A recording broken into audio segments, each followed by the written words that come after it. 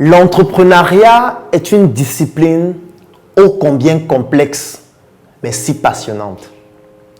Lorsqu'on décide de se lancer en entrepreneuriat, c'est qu'on décide aussi de passer par 5 étapes indispensables sans lesquelles vous ne pourriez jamais atteindre un objectif de performance élevé.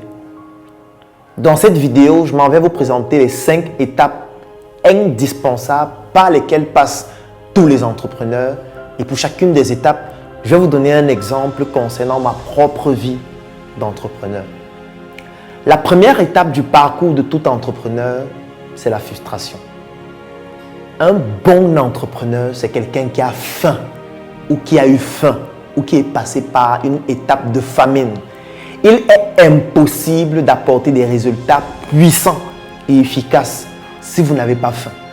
Si vous avez plusieurs opportunités qui se présentent à vous, à un moment donné, il devient impossible de devenir efficace de manière percutante.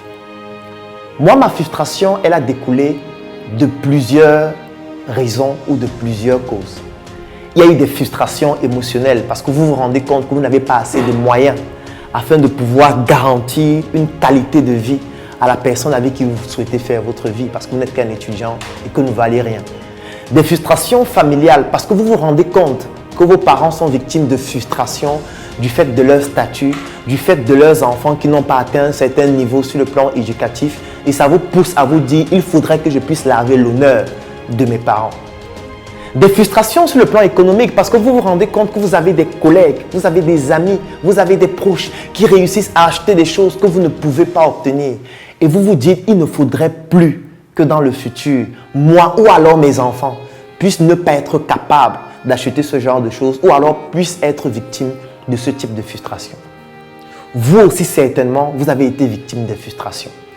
Vous avez par exemple eu de très bonnes performances scolaires, mais à un moment donné, les personnes qui étaient à votre charge n'avaient plus suffisamment de moyens pour vous payer des études. À un moment donné, vous avez été forcé d'aller travailler parce que vous n'avez plus de personnes pour s'occuper de vous. Vous avez aussi été victime des frustrations, mais le problème qui se pose, c'est que parfois, lorsqu'on est victime des frustrations, il y a une catégorie de personnes qui se contentent juste de décrire leurs frustrations et de devenir le nombril du monde en se plaignant tout le temps et surtout en attribuant ces frustrations à quelqu'un d'autre. Il y a une autre catégorie de personnes qui décident de dire stop, désormais, il ne faudrait plus jamais que je sois victime de cela ou que mon enfant ou encore un proche soit victime de cela. Voilà donc la première étape du parcours de tout entrepreneur qui est la frustration. La frustration peut aussi être la famine. Ça veut dire à un moment donné, vous n'arrivez pas à manger. À un moment donné, vous n'arrivez pas à être satisfait. Vous n'arrivez pas à vous satisfaire dans les activités que vous avez au quotidien. Vous travaillez dans une entreprise, vous êtes régulièrement frustré par les attitudes de votre patron qui vous poussent à vous faire comprendre qu'en réalité, ma place n'est plus ici. Parce que la famine n'est pas que matérielle, elle peut être aussi psychologique, émotionnelle. Et vous vous dites que c'est venu désormais le moment de me lancer et de définitivement dire stop à cette frustration. La deuxième étape du parcours de tout entrepreneur, après la frustration qui est une étape indispensable, c'est l'étape du conflit. Vous entrez en conflit avec vos proches. Vous entrez en conflit avec les personnes qui sont autour de vous, avec votre famille, avec votre conjoint ou votre conjointe. Parce que cette personne ne comprend pas pourquoi vous décidez de vous lancer. Cette personne ne comprend pas pourquoi vous êtes devenu aussi radical par rapport à la vie, par rapport à vos actions.